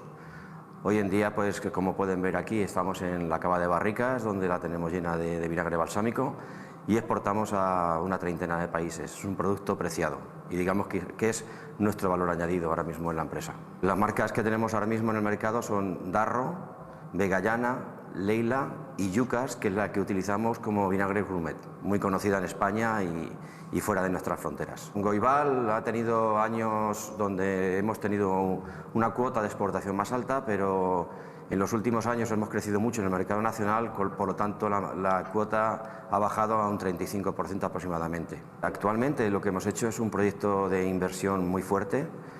Comenzamos a principios de 2016 y recientemente hemos terminado con él, donde hemos hecho la automatización y robotización de la línea de embotellado.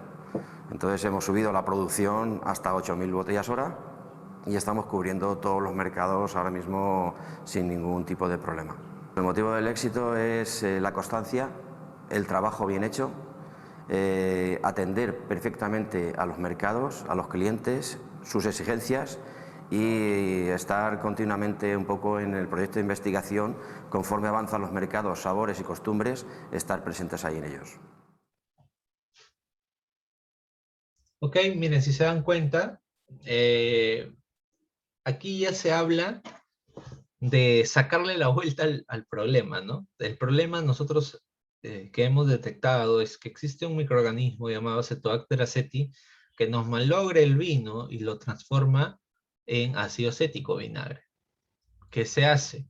Bueno, puedes descartarlo o puedes procesarlo, guiar su ruta metabólica hacia la producción de algún tipo de vinagre balsámico, por ejemplo, ¿no? Que son vinagres específicos, tienen un nicho específico de mercado, ¿no? Que básicamente pues también tienen un valor comercial y hay empresas que justamente se encargan de procesar directamente esto, ¿no? ¿Por qué? Porque, bueno, principalmente pues no tiene el nivel de cuidado el producto que requiere, por ejemplo, una empresa productora de vino, ¿no? O sea, no es tanto. Pero sí, definitivamente también requiere de una inversión, como ustedes habrán visto, ¿no? Entonces, aquí hay una información, bueno, sobre la microbiología de la fermentación acética. ¿Qué es lo que pasa? ¿Qué tal, fermentadores? Hoy vamos a descubrir qué es una fermentación acética, ¿vale? Como ya hemos hablado en otros vídeos sobre la fermentación láctica y alcohólica, hoy vamos a descubrir qué tiene que ver esto con la fermentación acética y qué es lo que es, ¿vale? Soy Robert Ruiz y esto es Camí de Deos, el único canal donde hablamos sobre todo tipo de fermentados. Entonces, ¿qué es una fermentación acética? Abajo os dejo el link sobre la alcohólica, ¿vale? Para que entendamos mejor la acética. En ese vídeo hablamos de cómo un azúcar se convierte en etanol, ¿vale? En alcohol, ¿vale? Entonces, ¿qué pasa? Que después, con el contacto con oxígeno, este etanol, si hay una bacteria que se llama de por normal Acetobacter, también hay otras bacterias que hacen reacciones similares, va a transformar ese alcohol, ese etanol, en ácido acético, ¿vale? Que no deja de hacer que el pH global de esa bebida baje. Entonces, bajando ese pH va a hacer que proteja todo su ambiente. Como ya hemos hablado en otros vídeos, la fermentación es pudrir algo controladamente. En este caso, lo que nosotros estamos haciendo es generar ácido acético a través de convertirlo del etanol a ácido acético, ¿vale? Entonces, lo único que tenemos que hacer, si queremos hacer un vinagre, de manera espontánea, en teoría, se hace con un vino que no tenga tampoco mucha graduación alcohólica, contacto con oxígeno y que en el entorno haya Acetobacter. Como no sabemos si eso va a pasar, se suelen comprar esporas de Acetobacter que lo único que hacen es, bueno, verterlas y ya está. Y a partir de aquí empieza a crecer. Nosotros, ¿cómo hacemos los vinagres? A través de esto de aquí. Esto es el SCOBY de la kombucha, ¿vale? Con el SCOBY de la kombucha lo que va a hacer es transformar el alcohol que ya tiene esta bebida alcohólica en este tipo de ácidos, en ácido acético sobre todo, ¿vale? También lo transforman en otros ácidos, entonces será un vinagre un poquito más complejo en cuanto a gusto que si solo lo haces con Acetobacter, ¿vale? Entonces, depende de lo que quieras y para qué lo quieras, siempre nosotros recomendamos un poco de SCOBY de kombucha para arrancar esta fermentación. Entonces, tú puedes hacerlo a partir de vino, a partir de una hidromiel, a partir de una cerveza, de cualquier cosa que tenga alcohol, tú puedes hacer un vinagre, ¿vale? Nada más, esto es todo. Abajo os dejo links de nuestros cursos, de nuestro blog y también un link en el blog donde hablamos sobre los vinagres. A ver, jóvenes, básicamente lo que nos está diciendo es que lo que ocurre para elaborar vinagre es que tengamos un producto con etanol, y a partir de la incorporación de Acetobacter aceti, básicamente que está en el ambiente, se va a transformar este etanol en ácido acético. Ese es el principio de elaboración de vinagre. ¿Ok? Ahora, ha mencionado ahí el SCOBY, o también llamado kombucha.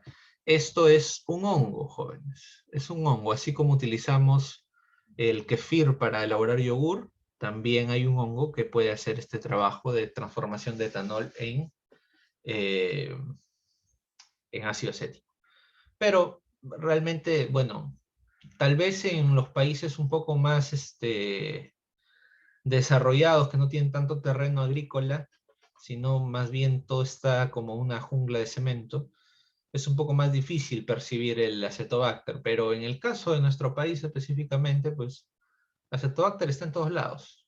Así que no se preocupen por eso, que existe de por sí el Acetobacter. ¿De acuerdo? Ahora veamos, finalicemos ya con la fermentación láctica. ¿Sí? Recordemos que esta es una clase general. Estamos viendo todos los productos que podemos elaborar en base a fermentaciones. Y bueno, ya cada uno de ellos lo vamos a tocar independientemente. ¿Ok? Veamos acerca de la fermentación láctica. ¿Qué produce la fermentación láctica? Pues sabemos ya han llevado ustedes el módulo de productos lácteos y derivados. Sabemos que la fermentación láctica produce, por lo general, yogur, ¿no? Y todos los parecidos a yogur. ¿Ok? Veamos un poco este proceso, cómo es que se da a nivel industrial, para que entendamos pues la importancia del proceso fermentativo ácido láctico, ¿ok? Las bacterias Lactobacillus bulgaricus y Streptococcus thermophilus, responsables de la creación del yogur, ya eran conocidas hacia el 7000 a.C. Los pueblos nómadas transportaban la leche fresca en sacos generalmente de piel de cabra. El calor y el contacto de la leche con la piel de cabra propiciaba la multiplicación de las bacterias ácidas que fermentaban la leche. La elaboración del yogur sigue hoy la receta ancestral. Leche fresca, nata y fermento forman el principio básico de este producto tan saludable. Cada español consume una media de 6 yogures al mes. Nos lo cuenta Liborio.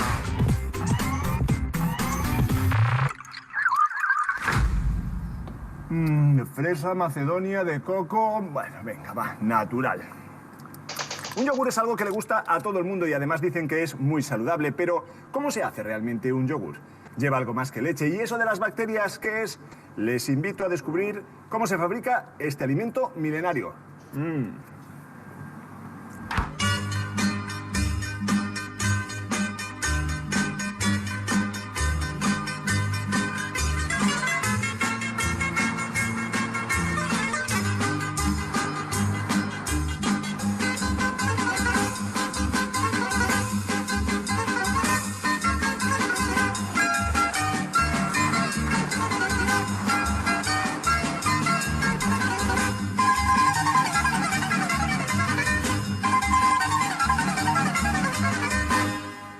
¿Qué lleva un yogur? Llega leche tal cual como si ordeñáramos en casa, pero en la granja. Cada vaca da una cantidad de leche diferente y diferente materia grasa, diferente cantidad de grasa. Al final queremos que todos los yogures tengan la misma cantidad, así que le quitamos la grasa y luego añadimos la nata que necesitamos. La leche en polvo nos ayuda a conseguir la cantidad homogénea de proteína. Me voy a ver cómo llega la leche y a fabricarlo. Gracias a ti, Hasta toma luego. nota, adiós.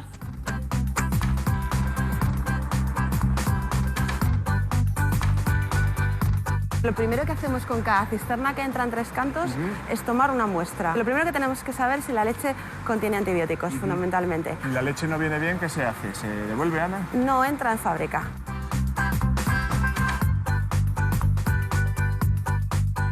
Ahora mismo va a hacer un control de antibióticos. Vamos a verificar que la leche no tiene antibióticos. Si una leche tiene antibióticos, no nos fermenta. Entonces sería imposible hacer nuestro yogur natural.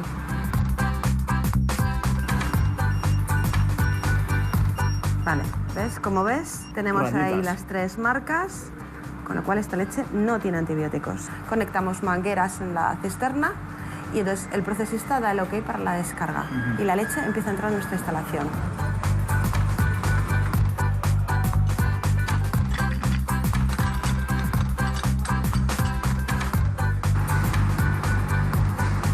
En esta zona lo que estamos haciendo es tratar térmicamente la leche, darle una pasteurización. En algunos casos necesitamos leche desnatada, con lo cual también desnatamos la leche para determinados productos.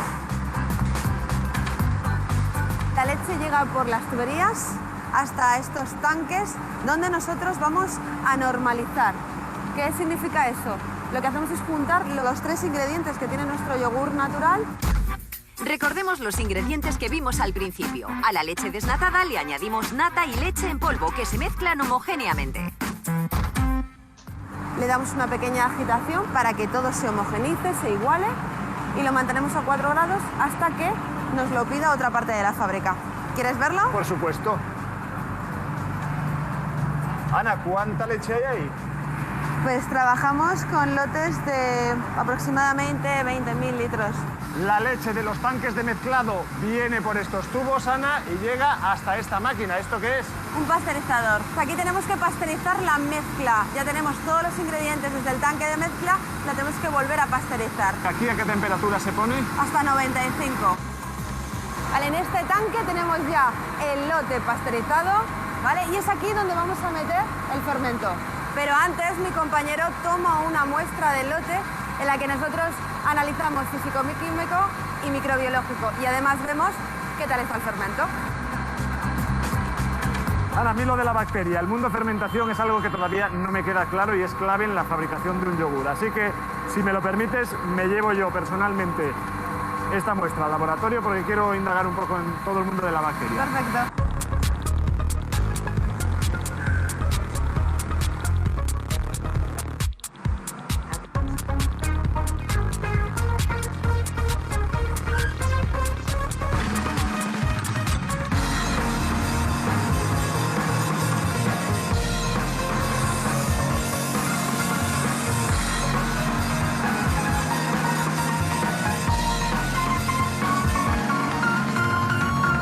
Traigo aquí la muestra que acabamos de recoger arriba. Estoy viendo nuestro fermento. Nosotros tenemos aquí una foto de lo que es nuestro fermento. ¿Esta es la famosa bacteria del yogur? Sí, aquí están las 2 bacterias Son 2. que lleva el yogur. El Lactobacillus bulgaricus y el Streptococcus thermophilus. Y los 2 conjuntamente consiguen hacer de la leche el yogur. Las bacterias Lactobacillus bulgaricus y Streptococcus thermophilus son las responsables de la fermentación de la leche. Gracias a su acción, la lactosa, que es el azúcar de la leche, se transforma en ácido láctico. Este ácido hace que la leche cuaje y que el yogur tenga ese sabor ligeramente acidulado. Además, nos ayudan a digerir los alimentos y nos protegen contra muchas bacterias nocivas para la salud. Un yogur tiene que tener las 2 bacterias y este tipo de bacterias. Son nuestro gran secreto. Yo te puedo decir dónde las tenemos. ¿Las tenéis aquí? Sí. ¿De verdad? Sí, pero muy bien guardaditas. ¿Quiero verlas? Sí, yo te las voy a enseñar. Te sigo. Acompáñame. Aquí lo que tenemos es una zona restringida al paso. Solamente puede acceder el personal de calidad. Hola, Inés. Hola. ¿Nos puedes acercar, por favor, una muestra de fermento que se lo vamos a mostrar? ¿Eso qué es, una nevera? Esto es una nevera. Es un arco congelador en el cual está el fermento, nuestras bacterias están a menos 80 grados. ¿Qué dices? ¿A 80 bajo cero? Sí, a 80 bajo cero, mira. ¿Y eso por qué, Susana? Porque es la manera que tenemos que se conserven las Miércoles. bacterias de esta bacteria. Ajá. Y la tenemos protegida. Estas bolitas son bacterias. ¿Cuántas bolitas de bacterias hay? Miércoles, 80 bajo cero, ¿qué es la ampolla del COVID? ¿Para cuánto nos serviría?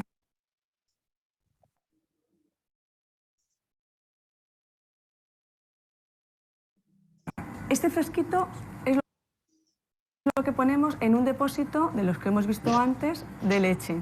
Vamos, que las que realmente hacen el yogur son las bacterias, ¿no? Totalmente. Me voy a ver cómo trabajan nuestras bacterias y cómo se convierte la leche con el fermento en yogur. Ya hemos puesto cara a las bacterias. En breve veremos cómo actúan en esta sala de calefacción a 40 grados. Aquí es realmente donde la leche se convierte en yogur y, como veremos, lo hace en el propio envase. Y en este horno, que está a más de 800 grados, las varillas de los destornilladores adquieren la dureza necesaria para poder atornillar. Y estas enormes piezas son la base de una escalera mecánica. Enorme estructura, yogur y cómo fermenta.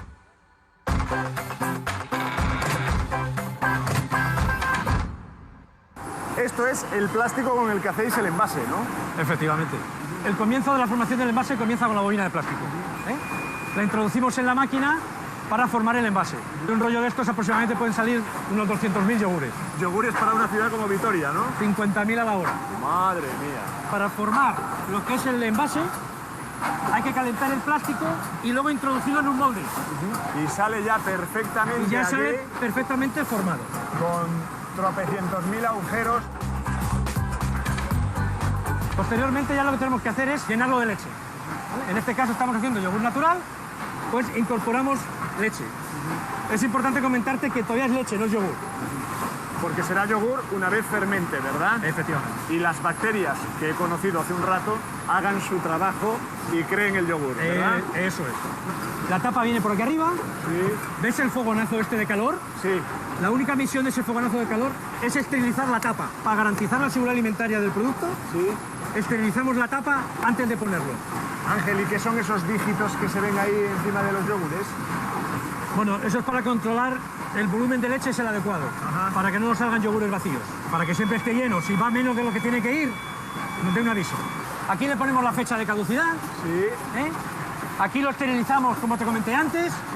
Lo cerramos y lo cortamos en pack de 4.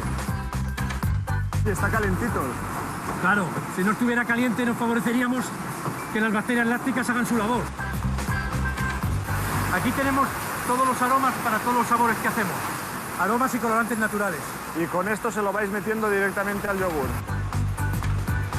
Por aquí incorporamos el aroma, lo que es al envase de yogur vacío. Le incorporamos la leche. Y plop, yogur sabores. En este caso Macedonia. Y a partir de ahí, proceso normal, igual que el yogur natural. Metemos los yogures en las bandejas para su distribución posterior. ¿Cuántos yogures van en cada bandeja, Jesús? 24 unidades por bandeja. Vienen por esta cinta y las preapilamos en grupos de 8 bandejas. Ajá. Para bajarlas al piso inferior y ya formar lo que es el palé de 216 bandejas. Los yogures bajan de la sala de envasado por este descensor de bandeja. Y ahora lo recoge con el cabezal, lo abraza, lo posiciona para colocarlo en el palet, que es la última prepila que le falta para ya sacarlo. ¿Cuántos yogures hay en un palet? 3.456 en cada palet. Caramba, para alimentar a un regimiento. Entra en la zona de homogenización. La principal función de esta zona es hacer que la temperatura de todos los envases sea la misma dentro del palet, debido a que hay diferencias de tiempo entre la primera bandeja colocada y la última. Entonces, para que todo tenga la misma temperatura, se entra 20 minutos en esta zona. Tras 20 minutos a temperatura ambiente, los yogures pasan a la sala de calefacción. En ella, a 40 grados y durante 150 minutos, las bacterias fermentan y la leche se va espesando hasta que se convierte en yogur. Este palet que sale de aquí ya es leche hecha yogur. Esto ya es yogur. Esto han pasado los 150 minutos de tiempo de fermentación que tiene dentro de la estufa. Aquí las bacterias han hecho su trabajo, ¿no? Eso es.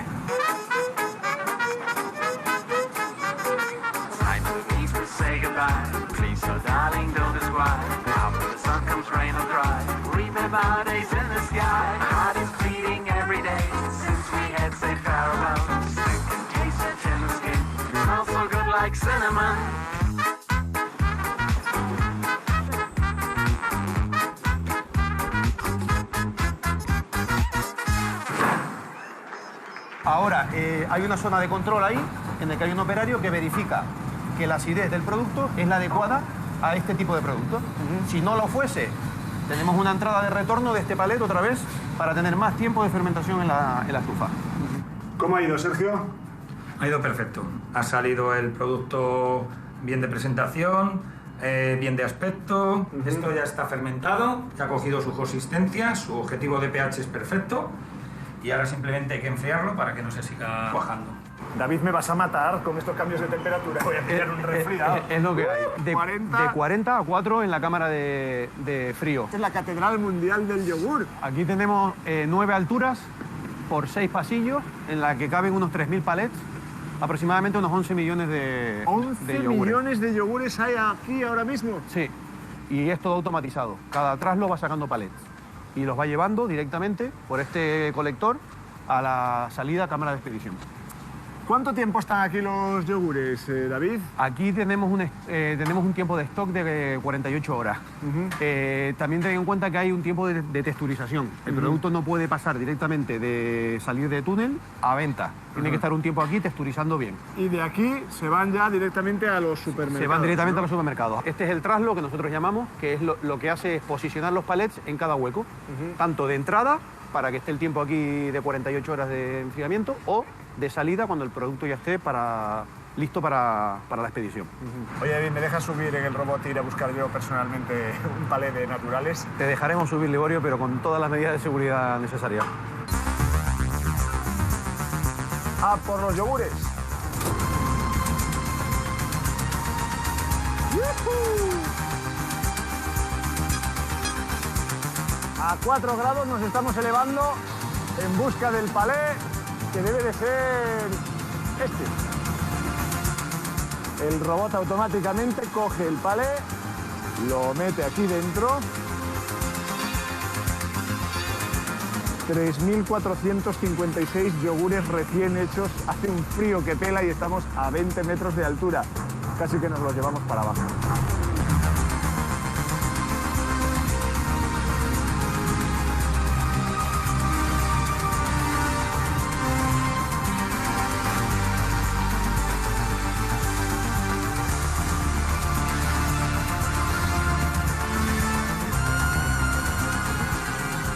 Alucinante. Pero bueno, me voy a dejar ya de viajecitos, que mi yogur está hecho y me voy a probarlo. Uf, por fin, después de tanto tiempo... Buenísimo.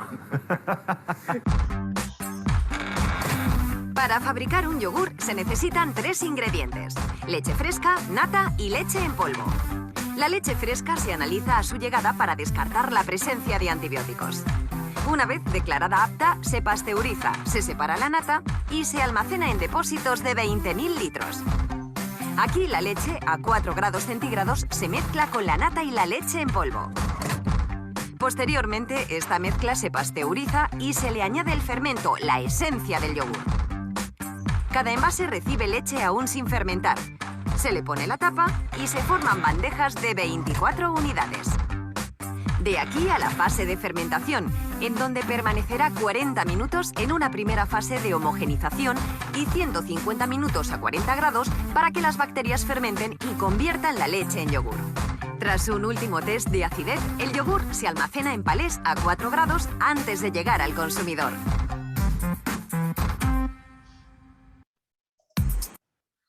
Muy bien, jóvenes. ¿Alguna pregunta que tengan respecto al proceso de yogur? Ya ustedes teóricamente conocen este proceso, pero de todas maneras quisiera saber si es que tienen alguna duda, ya que este proceso es un poco más automatizado, ¿no? Seguramente les ha surgido alguna inquietud al respecto. Por favor, comentarlo para poder discutir en clase, para poder hacer la aclaración respectiva.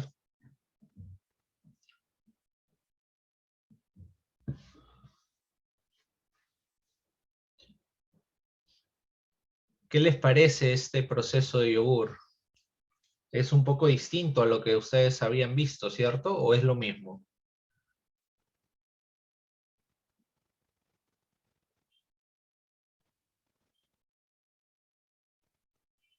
Jóvenes.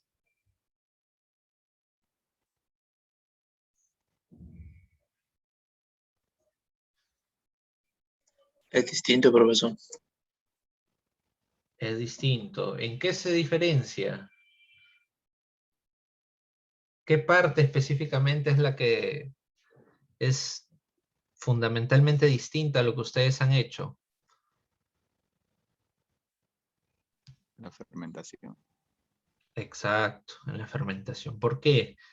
Que nosotros estamos acostumbrados a realizar fermentaciones en coágulo y luego batir, ¿cierto? Porque es otro tipo de yogur.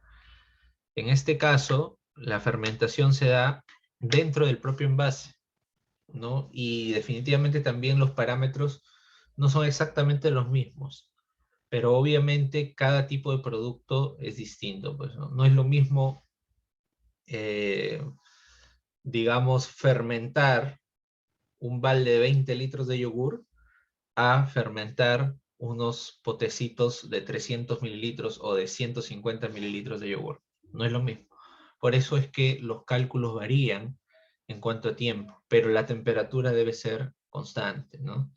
Entonces, si se dan cuenta, aquí está todo muy sincronizado, la parte productiva con la parte tecnológica, y es un poco lo que yo les mencionaba, ¿no? No basta solamente con conocer la parte productiva, hay que conocer la parte tecnológica y la parte del negocio también, para saber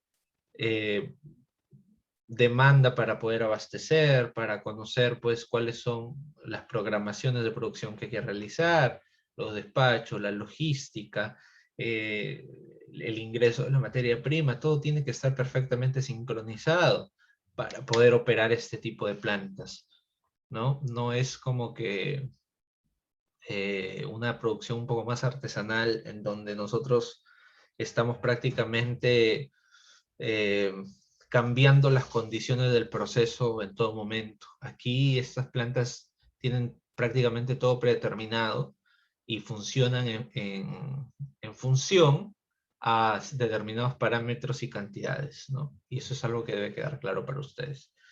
Entonces, si bien es cierto, el proceso de yogur que ustedes han visto no es específicamente de un yogur bebible, ¿no? O líquido, pues básicamente el proceso es muy similar a el yogur batido, entonces, salvo algunos cambios. Entonces consideré este video para que ustedes pudieran apreciar cómo es que se hace a nivel industrial. Sin embargo, igual también el proceso de elaboración de yogur lo vamos a ver en una sesión específica. Yo sé que ustedes ya han llevado ese módulo, por eso lo vamos a ver en una sola sesión, porque en realidad es bastante amplio, ¿sí?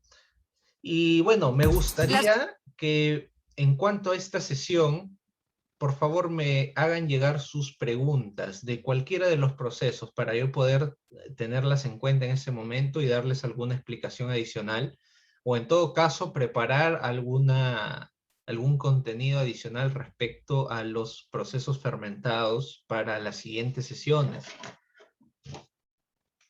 ¿Tienen alguna pregunta, por favor?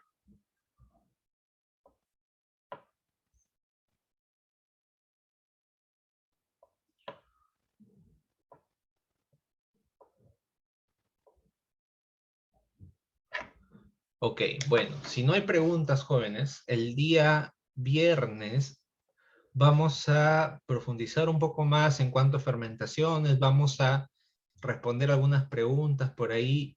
Estas diapositivas, por favor, en el juego de diapositivas que les he pasado, están los links de cada uno de los videos. Por favor, vuelvan a revisarlo, ¿sí?